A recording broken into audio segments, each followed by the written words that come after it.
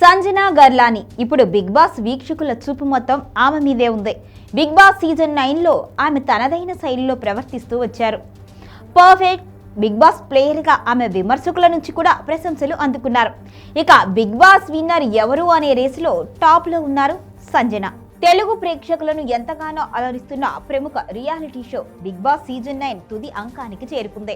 వారం రోజుల్లో grand finale జరగనుండగా హౌస్ లో టాప్ 5 ఫైనల్ లిస్టు ఎవరో అధికారికంగా తేలిపోయింది.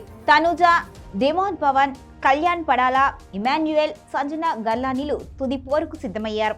డబుల్ ఎలిమినేషన్ ప్రక్రియలో ఈ 5గురు ఫైనల్స్ కు అర్హత సాధించారు.